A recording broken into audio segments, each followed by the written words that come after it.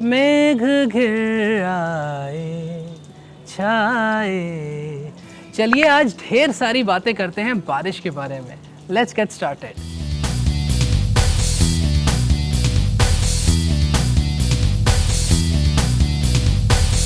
मुझे बारिश बहुत पसंद है। मुझे बारिश में घूमना पसंद है, डांस करना पसंद है, गाने गाना पसंद है, पकौड़ी खाना पसंद है।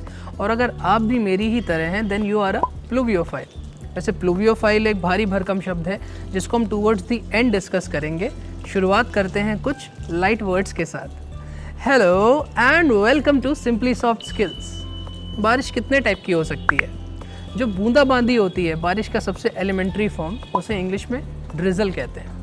जब बूंदाबांदी तेज़ हो जाती है और बारिश की जो बूंदें होती हैं उनका साइज़ बढ़ जाता है तो उसे रेन कहते हैं। ये दोनों ही वर्ड्स नाउन और वर्ब दोनों तरीके से यूज़ हो सकते हैं। जैसे इट्स रेनिंग, इट्स ड्रिजलिंग। बारिश हो रही है, बूंदाबांदी हो रही है।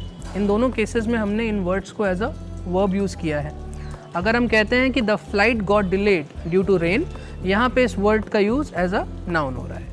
जब बारिश बहुत तेज़ हो जाए और बूंदों का साइज़ भी बढ़ जाए तो इसे मूसलाधार वृष्टि कहते हैं। इसके लिए इंग्लिश में वर्ड है डाउनपोर और इसका वर्ब फॉर्म होता है पोर। जैसे अगर हमें कहना है मूसलाधार बारिश हो रही है तो हम कहेंगे इट्स पोरिंग। बारिश के बाद मिट्टी से जो सौंधी सौंधी खुशबू आती है उसे पेट्रिकोर कहते हैं। बारिश के बाद जो जल भराव होता है, छोटे छोटे गड्ढे जो बनते हैं जिनमें बच्चे छपाक छपाक खेलते हैं, उन्हें पडल कहते हैं। ज़मीन से चलते हैं आसमान की ओर। जो बिजली कड़कती है बारिश के समय उसे लाइटनिंग कहते हैं। इसकी स्पेलिंग का विशेष ध्यान रहे, LIGHTNING। बिजली कड़कने के बाद क्या होता है? बादलों के गड़गड़ाहट की आवाज़ आती है जिसे थंडर कहते हैं। अगर गड़गड़ाहट के साथ तूफान आता है तो इस फिनोमेना को कहते हैं थंडर स्टॉर्म।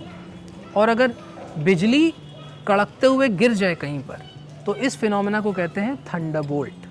चलिए रेन से रिलेटेड कुछ इंटरेस्टिंग फ्रेजेस की बात करते हैं। जैसे अगर आपको बोलना है कि बारिश मुझे बचपन की याद दिलाती है तो आप बोल सकते हैं rain reminds me of my childhood days, rain reminds me of tea and coffee, rain reminds me of chai pakora, rain reminds me of good music.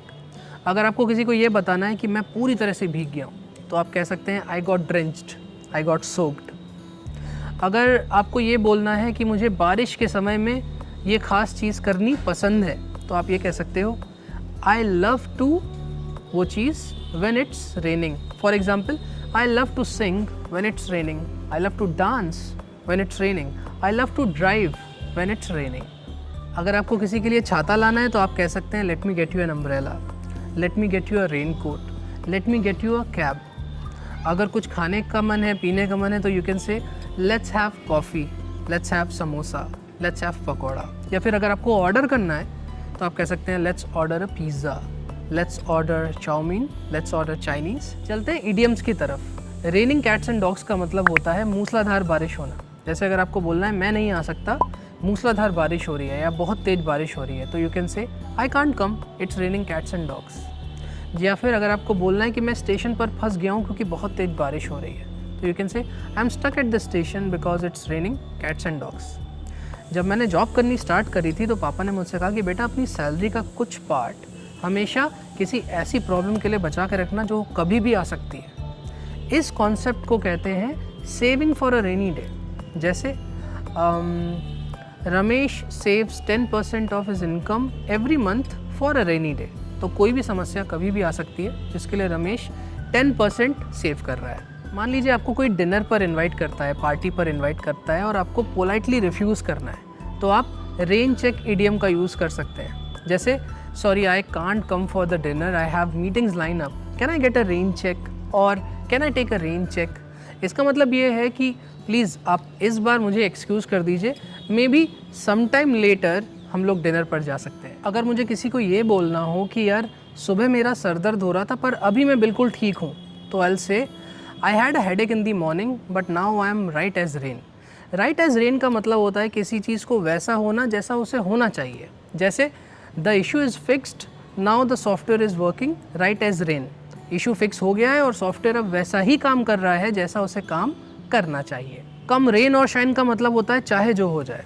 जैसे मैं इंग्लिश लर्न करूँगा चाहे जो हो जाए, I learn English come rain और shine, या फिर कम रेन और शाइन आई डू इट, चाहे जो हो जाए मैं ये करूँगा। अब चलते हैं प्लूवियोफाइल की तरफ, जो कि एक हाइब्रिड वर्ड है। इसका मतलब ये 2 भाषाओं को मिलाकर बना है। लैटिन में प्लूविया का मतलब होता है बारिश, और ग्रीक में फाइलोस का मतलब होता है लव। तो ऐसा कोई भी व्यक्ति जो कि बारिश से प्यार करता है उसे प्लूवियोफाइल कहते हैं। ऐसे ही ऐसा कोई भी व्यक्ति जो बादलों से प्यार करता है उसे नेफ्रोफाइल कहते हैं। जो बिजली से, लाइटनिंग से प्यार करता है उसे सिरानोफाइल कहते हैं। वैसे कुछ लोग ऐसे भी होते हैं जिन्हें बारिश से डर लगता है, इन्हें प्लूवियोफोब कहते हैं। ये प्लूविया को फोबोस, फियर के साथ मिलाने पर बनता है। ऐसे ही अगर किसी को बादलों से डर लगता है तो उसे कहेंगे नेफ्रोफोब, किसी को अगर बिजली से डर लगता है तो उसे कहेंगे सिरानोफोब। तो ये था आज का सेशन जिसमें हमने बारिश के बारे में बात करी। कुछ सिंपल वर्ड सीखे, फ्रेजेस सीखे, इडियम सीखे और नए नए मुश्किल वर्ड सीखे। आई होप आपको इस सेशन से कुछ ना कुछ ज़रूर सीखने को मिला होगा और आज के बाद आप बारिश पे बहुत कॉन्फिडेंस से बात कर पाएंगे। कमेंट्स में ज़रूर बताइए कि आपको ये वीडियो कैसा लगा और इसको अपने उन दोस्तों के साथ ज़रूर शेयर करिए जो कि अपनी communication, soft skills, English improve करना चाहते हैं। अगले वीडियो में मिलते हैं कुछ नई इन्फॉर्मेशन के साथ। तब तक के लिए सी या।